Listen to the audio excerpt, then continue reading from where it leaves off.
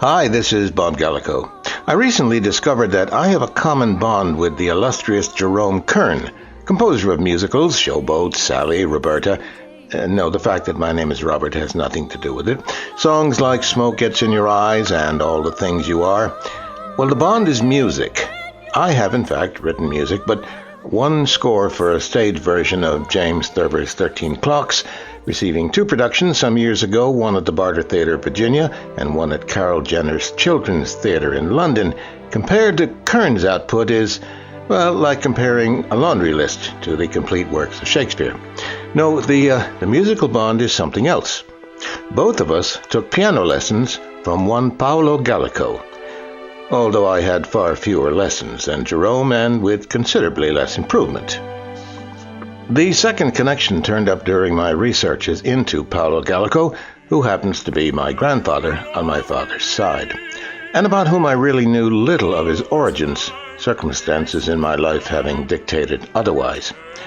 But my attention was drawn to a company on the web called Ancestry.com, and it turned out to be a small gold mine. Most of the relevant information I sought was found among the census reports for the early 20th century, copies of which are there to be studied and printed out. I was never certain where Paolo was born. Family info said northern Italy. Turned out to be Trieste. Paolo was half Italian and half Spanish. His wife was half Austrian and half Polish, which, together with the mix of Irish, British, and French on my mother's side, make me a one-man mini United Nations, with about as much influence in world affairs as the other one. Anyway, Paolo came to the U.S. in 1892 as a concert pianist, performing at Carnegie Hall on one occasion in 1895, and then turned to teaching, which is where Jerome Kern came in as one of his many students. So, thanks to Ancestry.com for filling in so much information about my family after all these years.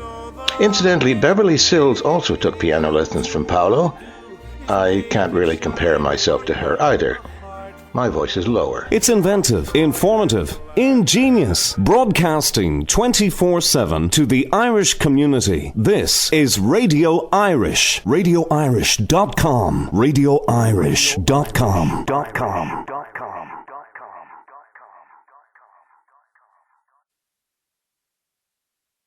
The foregoing was written and recorded a few months ago, and I thought that would be the end of it.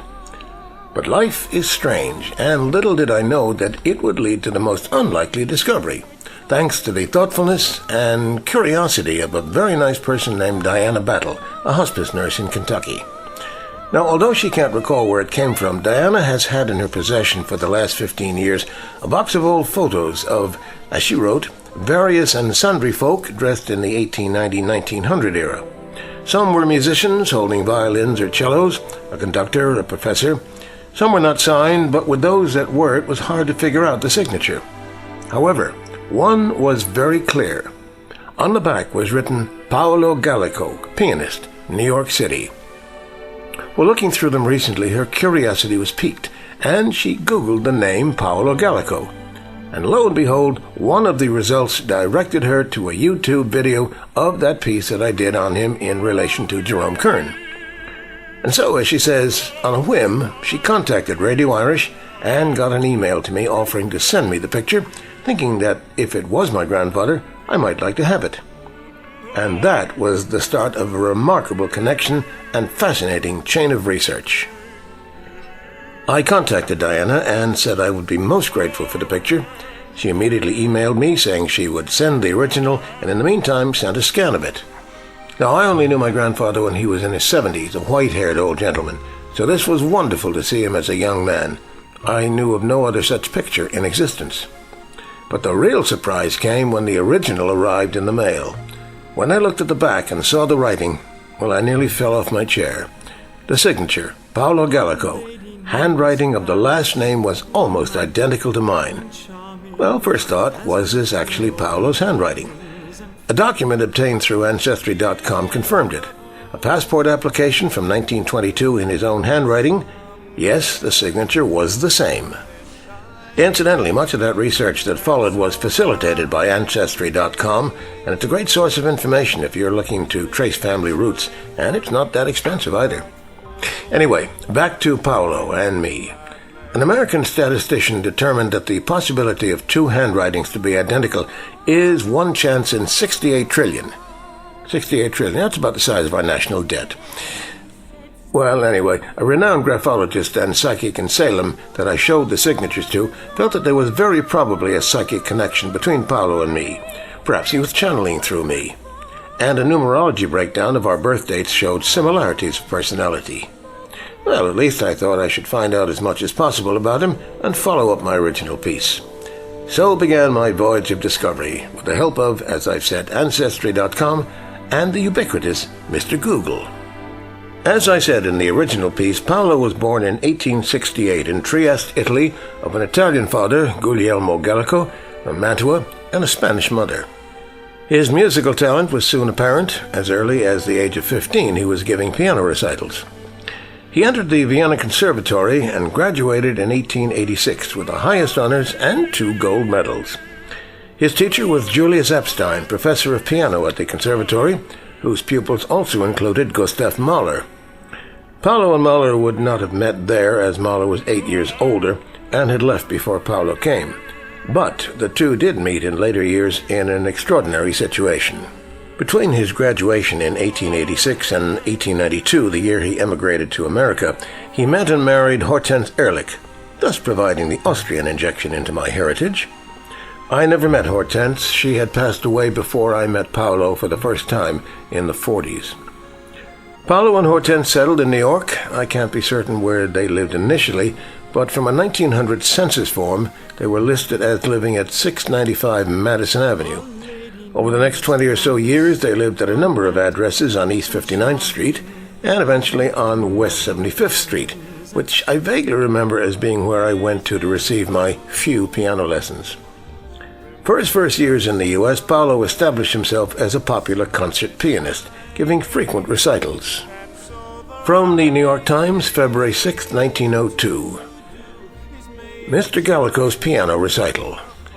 Mr. Paolo Gallico, a local pianist of excellent repute, gave a recital yesterday afternoon at Mendelssohn Hall. His program consisted of the following numbers: Weber's Sonata, Opus 24, Beethoven's A Major Variations, Schumann's Papillons, a Schumann Caprice on a Paganini theme, 2 preludes, and the Fantasia, Opus 49 of Chopin, Louis Sarre's Ballade, Opus 18, number 1 D minor, his own Suite Mignon, an etude by Nowakowski, and Rubinstein's Valse Allemagne. In the search after unhackneyed pieces, Mr. Gallico was happy in his choice of the Weber Sonata and unhappy in that of the Beethoven Variations. One must be indeed a slavish devotee of the great master of the sonata and the symphony to listen with unalloyed delight to these variations. To be sure, they have some of the best qualities of Beethoven's piano music, and they are thoroughly in the idiom of the instrument, but it must be confessed that they are just a trifle dry. They need the mighty name of their composer to carry them. The Weber Sonata, on the other hand, is fresh and melodious, and its clarity of form is delightful. Mr. Gallico is a musical player. He has a good technique, of which the best feature is a genuine singing touch. He plays with taste and style, and he never becomes wearisome. His reading of Schumann's Papillons, for example, was wholly appreciative of the content of that charming work, and was graceful and poetic in mood from the beginning to the end. The audience was one of good size, and its applause was at all times hearty and well-deserved. And all very nicely said there. Well, that's part 1. In part 2, a more mixed crit, a meeting with Mahler, and much more. Appears in the blue. Remember, somewhere the sun is shining, and so the right thing to do is make it shine for you, a heart full of joy and gladness.